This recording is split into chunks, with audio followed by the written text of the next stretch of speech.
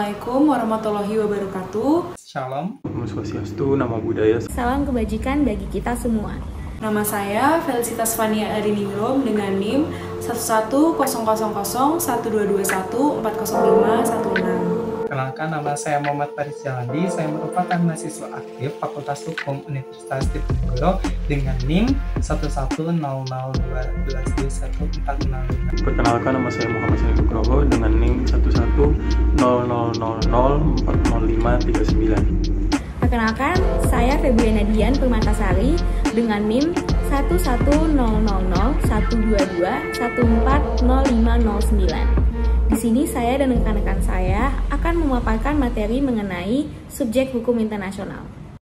Pengertian hukum internasional. Hukum internasional merupakan keseluruhan hukum yang sebagian besar terdiri dari prinsip-prinsip dan kaidah-kaidah perilaku yang harus ditaati oleh negara-negara.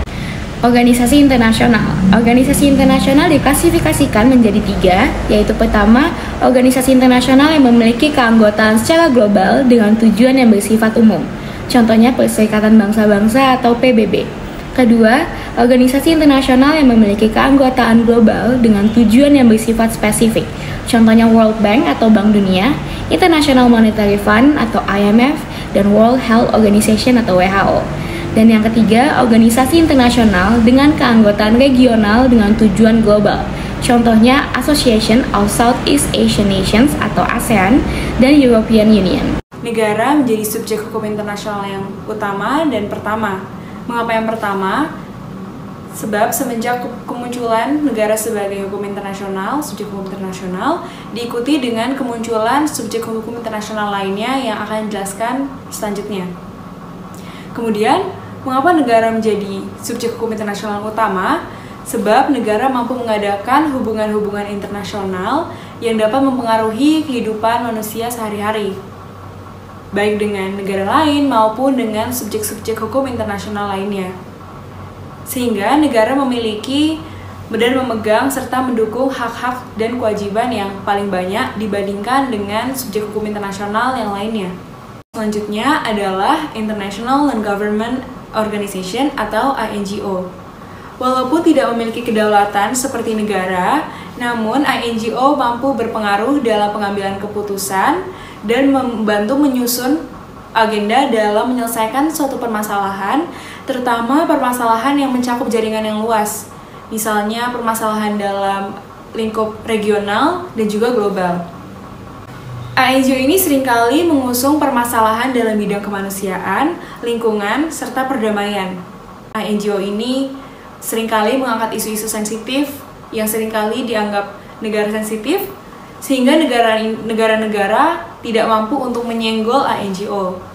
INGO memiliki hubungan yang baik dengan PBB, dan PBB sendiri telah mengakui peran INGO sebagai lembaga internasional. Selanjutnya ada subjek perusahaan transnasional. Sebenarnya dalam beberapa versi perusahaan transnasional sendiri masih banyak sekali konflik apakah dapat dijadikan sebagai subjek hukum internasional ataupun tidak. Namun banyak sekali pakar hukum yang mengatakan bahwa perusahaan transnasional sendiri memiliki kemampuan untuk bekerja sama dan juga menjalin hubungan dengan negara-negara luar.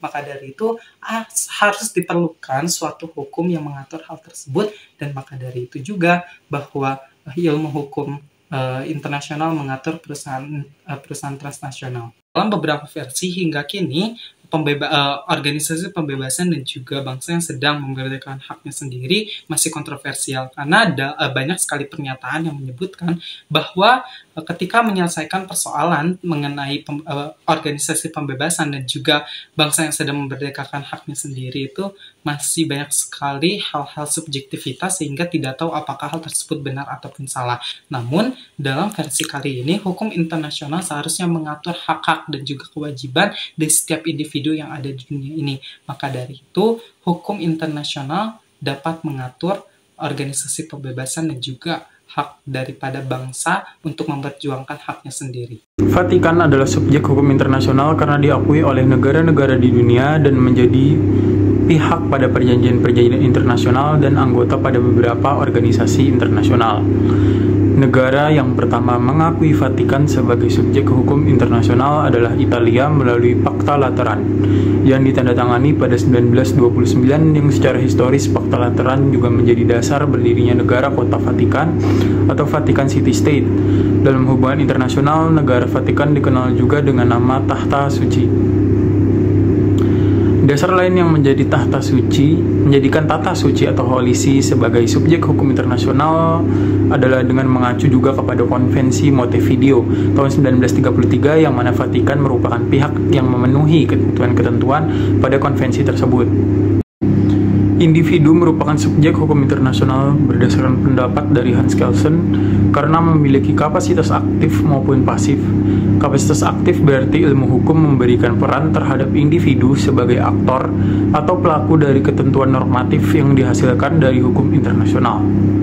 Contohnya, dalam proses peradilan yang diadakan di Nuremberg dan Tokyo, para penjahat perang tersebut dituntut sebagai individu untuk perbuatan yang diklasifikasikan sebagai 1. Kejahatan terhadap perdamaian, 2. Kejahatan terhadap kemanusiaan, 2. Pelanggaran terhadap hukum perang, dan 4. Permufakatan jahat untuk mengadakan perang. Dengan adanya peradilan Nuremberg dan Tokyo tersebut, maka seseorang dianggap langsung bertanggung jawab sebagai individu atas kejahatan perang yang dilakukannya.